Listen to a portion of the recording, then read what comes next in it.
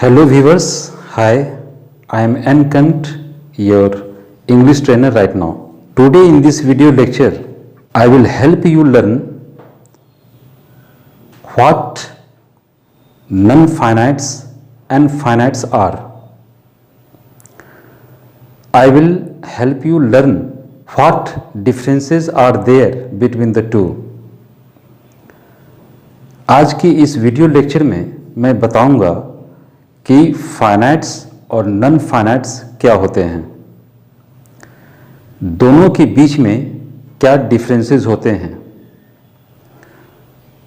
कुछ English sentences दे दिए जाएं और उसमें पूछे जाएं कि इस सेंटेंस में कौन सा वर्ड फाइनाइट्स है, कौन सा नॉन फाइनाइट्स है। तो प्राइमरी लेवल पे जिन बच्चों के पास इसकी कोई इंट्रोडक्टरी नॉलेज नहीं होती, बेसिक लेवल की नॉलेज नहीं होती, they are not able enough to identify what word has been used as finites और non finites in the given sentences.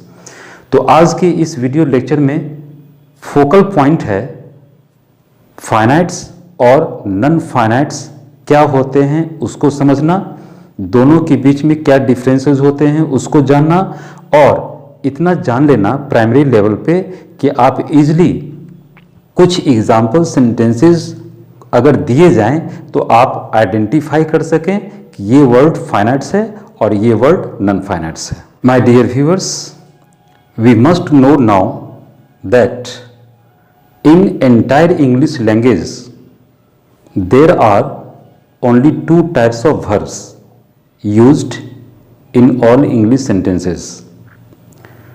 At the primary, basic and introductory level, we can say that there are only two kinds of verbs known as first, finite verb, that is finites, and second, non-finite verb, that is non-finites. पूरी English language में जितने भी English sentences हम लिखते हैं, बोलते हैं, सारी सेंटेंसेस में पूरी इंग्लिश लैंग्वेज में वर्ब दो ही तरह के होते हैं। फाइनाइट वर्ब जिसे शॉर्ट में फाइनाइट्स बोलते हैं, और दूसरा नॉन फाइनाइट वर्ब जिसे हम नॉन फाइनाइट्स बोलते हैं। पहले हम लोग इस दोनों को डेफिनेशन के लैंग्वेज के मुताबिक जानेंगे कि what they are, how better we can define them. तो चलें पहले हम चलते हैं फाइनाइट वर्ब और फाइनाइट्स के डेफिनेशन को समझते हैं। ये होता क्या है? Finite verb is the verb that has always tense and that is always controlled and governed by the person and number of its subjects, and also whose forms always change also accordingly. पहले समझिए इसके definition को, language को। Language क्या कहती हैं कि finite verb एक ऐसा वर्ब होता है जिसमें ऑलवेज टेंस होता है, जिस वर्ब के यूज होने से आप बता सकते हैं कि सेंटेंस का टेंस प्रेजेंट है या पास्ट या फ्यूचर। तो फाइनाइट वर्ब ऑलवेज टेंस को बतलाता है, सेंटेंस के टेंस को बतलाता है, सेंटेंस के टेंस को मार्क आउट करता है, सिग्नल करता है। First thing that we always remember. Second क्या है, लैंग्वेज में बतलाया गया कि फाइनाइट वर्ब एक ऐसा वर्ब होता है जो ऑलवेज सेंटेंस में अपने सब्जेक्ट के नंबर और पर्सन के मुताबिक कंट्रोल्ड होता है, गवर्नड होता है, लिमिटेड होता है।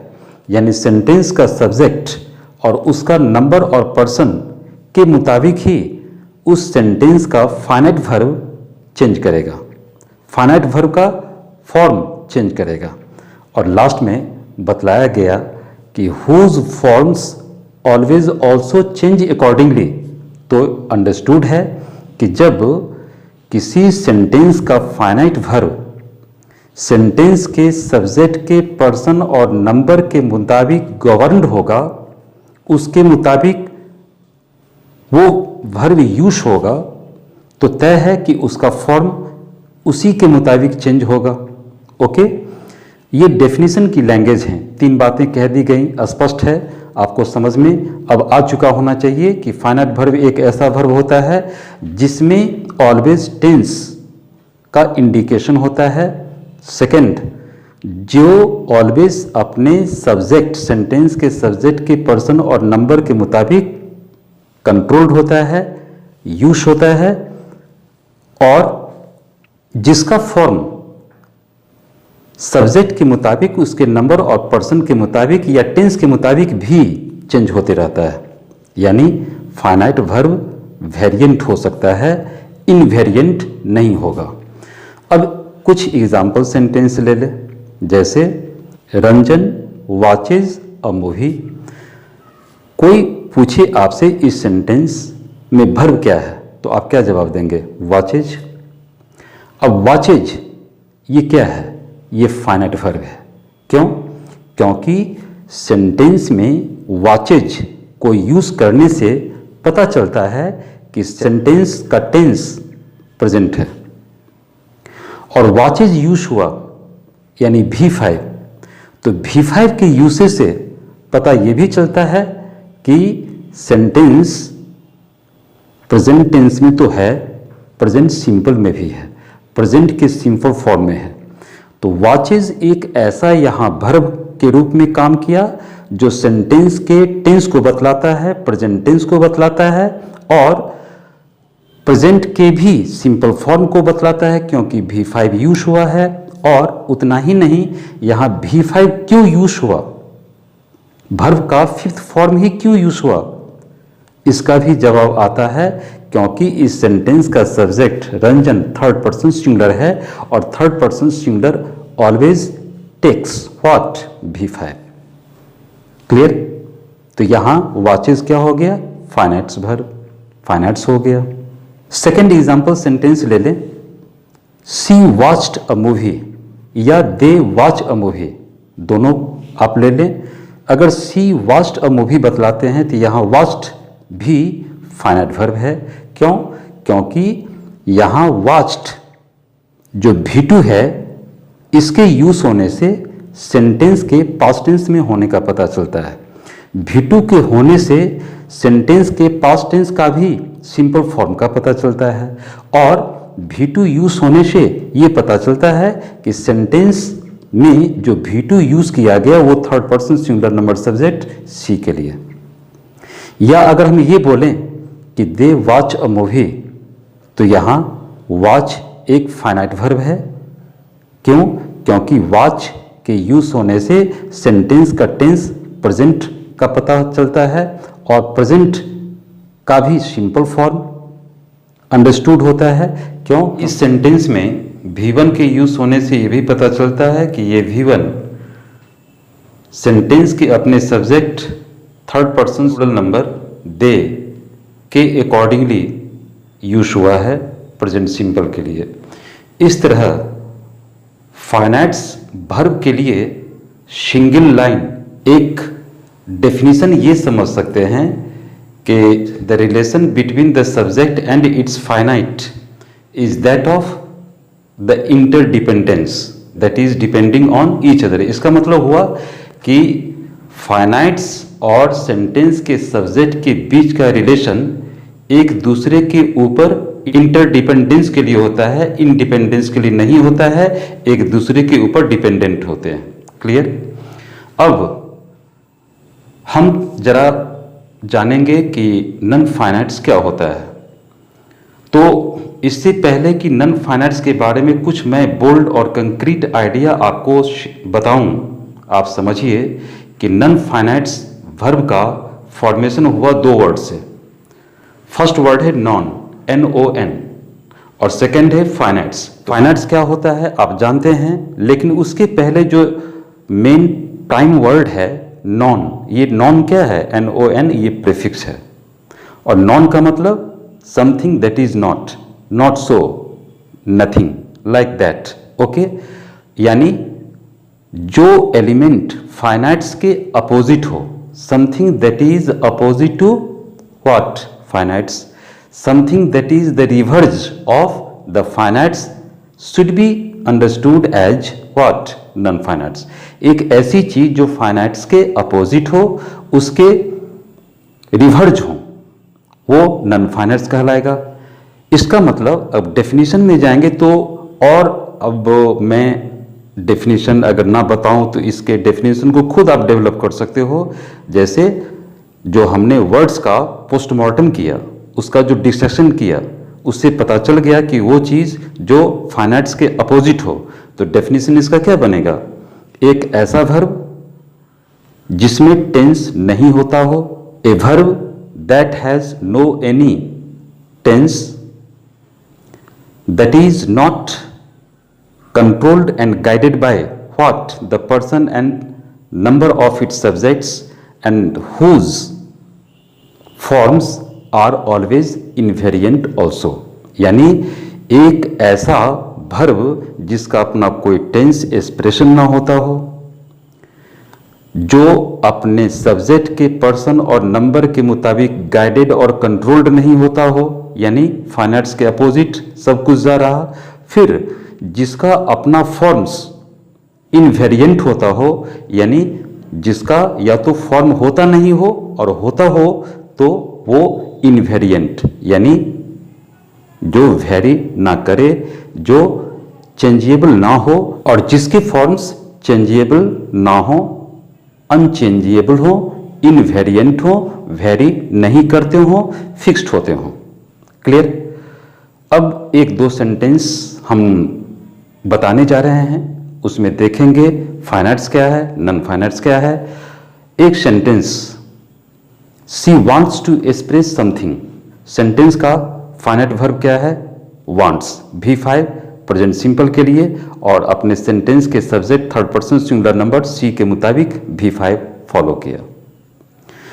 उस सेंटेंस में सेकंड वर्ब क्या है? To express. ये टू एक्सप्रेस जो है यही नॉन फाइनाइट है, और टू एक्सप्रेस यहाँ बोलने के लिए हिंदी मीनिंग क्या हुआ? वह बोलना चाहती है।